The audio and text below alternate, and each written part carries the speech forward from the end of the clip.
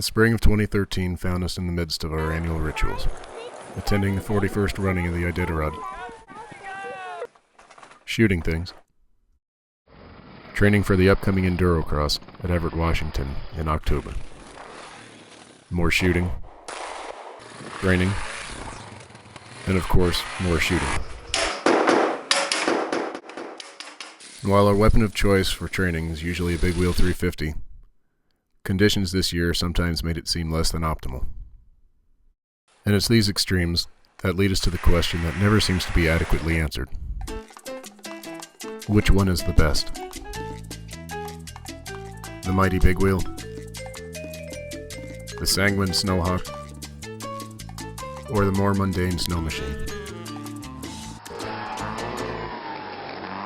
Let's start the examination with the BigWheel 350.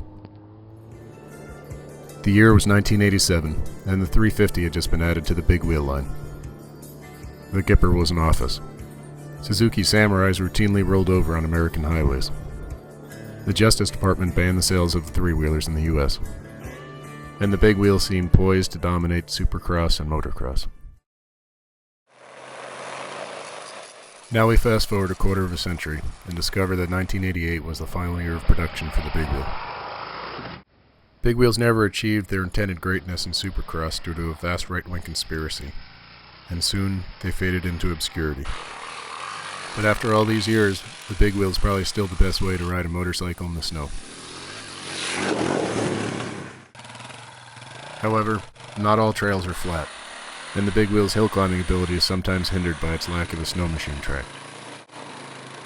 And for a machine that spends a lot of time on its side, its weight is prodigious.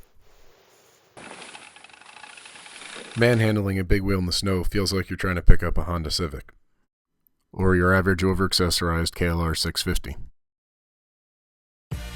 In 2003, we were first introduced to the Snowhawk. It was meant to be a snow machine for motorcyclists. But for the average motorcyclist, the first turn always went something like this. The Snowhawk has two clutches, but no clutch lever. It started with the string, and when the string breaks, Hollywood has to take his belt off and figure out another way to start it.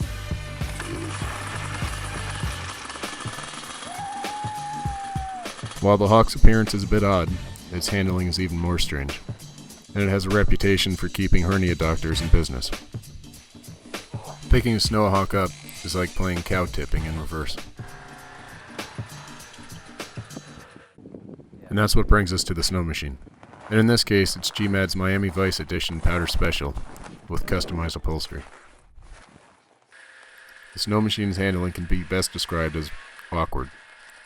They usually don't tip over when parked, so they're not equipped with a Snowhawk side stand. Their seats are apparently designed as a resting spot for the human knee. But most importantly, they can be ridden by individuals who lack the superhuman skills required to pilot either a BigWheel or a Snowhawk. And this allows mere mortals access to a magical place called the Powder. This is the ultimate motorized playground, and the risks from falling off your machine are absolutely minimal. But when a snow machine gets stuck, it's like trying to excavate a small pachyderm, or two KLR 650s. But does any of this really help us figure out which one is best? Probably not. So let's examine the facts. They all get stuck. They all share the same tendency towards obesity. And riding any of them is significantly better than sitting at home watching YouTube videos. So, while the sleds certainly excel when powder conditions prevail, there's only one machine in this competition that's out riding winter, spring, summer, and fall. And without further ado, we hand the crown to the BigWheel 350. Seriously, what'd you expect? This is the BigWheel channel.